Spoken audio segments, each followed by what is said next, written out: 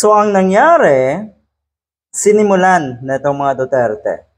Sinimulan nilang gawa ng kung ano-anong kasinungalingan at issue ang nasa Malacanang. Tapos ngayon, dahil hindi nila kaya, hindi mapanindigan yung kanilang mga kabulastugan, alam niyo naman kung ano ang intensyon, kung bakit ginawa nila yon, gusto agad-agad ay maupo sa pwesto na itong isang ito. Oh, ayan. Hindi nyo kayang panindigan, tapos anong mangyayari? Anong nangyari? Paawa na kayo.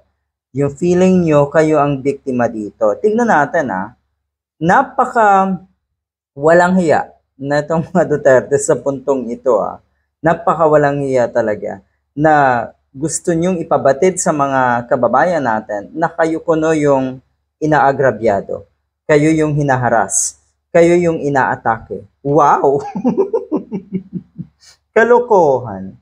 Tumingin kayo sa paligid nyo Iilan na lang po ang mga diehard. Paano nangyari yon? Kasi siguro alam din ng taong bayan kung sino ang may problema. Kung anong dulot na problema or ang anong dalang problema netong mga Duterte na ito sa ating bansa. Nakita nila yan. At huwag na huwag niyong susubukan kasi yung mga taong may prinsipyo, yung mga taong nag-iisip ng tama, at naku, huwag niyong kakalabanin ang mga loyalista ni Marcos. Ayan po ang nangyari.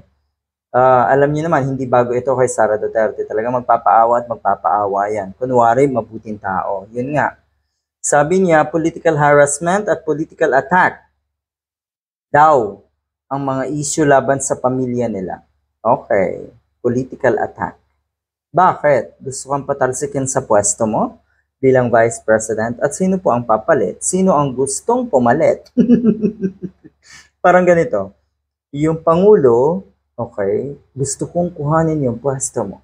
Gusto kong maging Vice President. Aatakihin kita.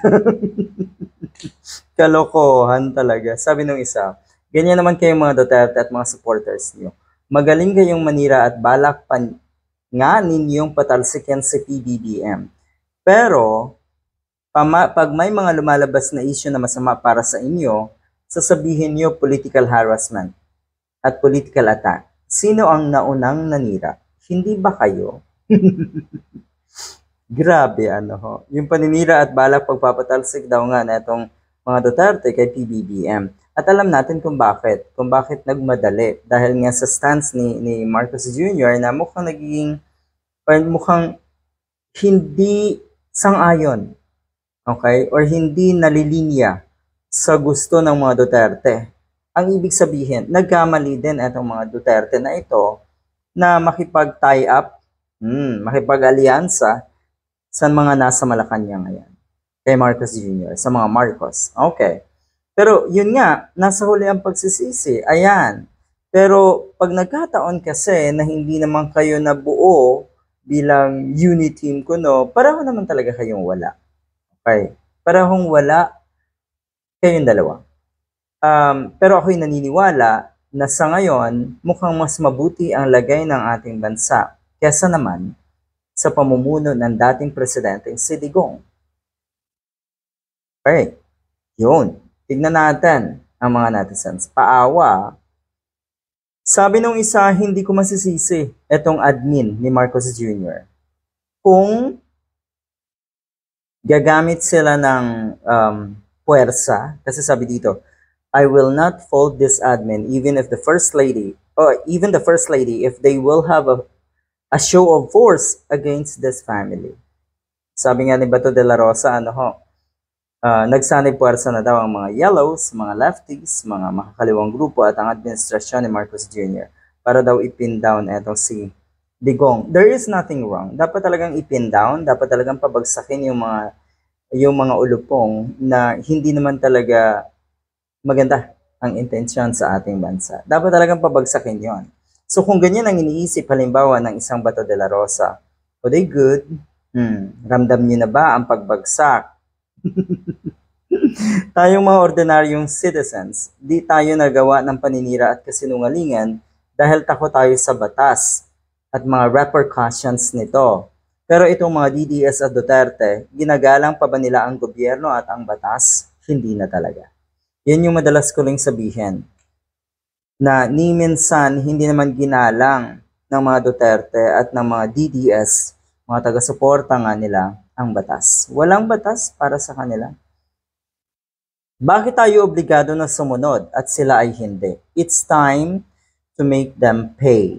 Kung ano man yung dapat pagbayaran netong mga katulad na itong issue nga na ito. I mean, netong mga Duterte.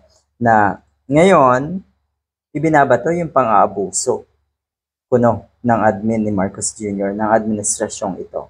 At ginamit pa syempre yung nakaraan.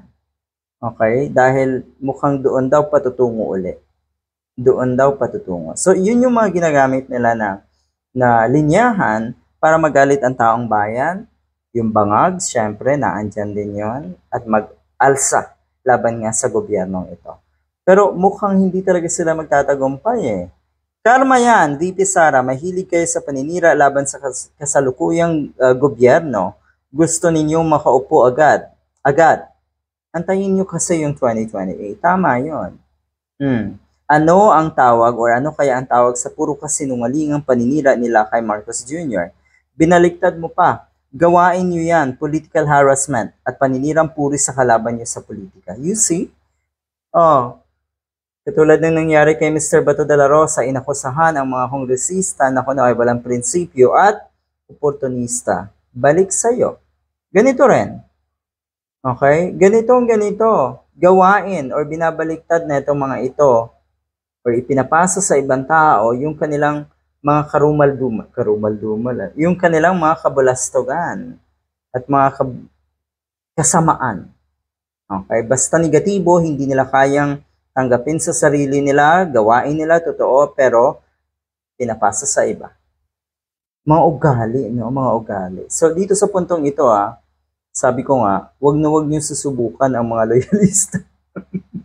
So, ayan. Nakatikim ngayon, nakatikim ng matinding pagkalugmok itong mga Duterte at hindi pa dyan natatapos lahat, Sigurado, malulugmok pa kayo lalo. Dahil lalabas at lalabas pa ang napakaraming baho na itong mga taga Davao na ito at ang mga alipores nga nila. Good luck!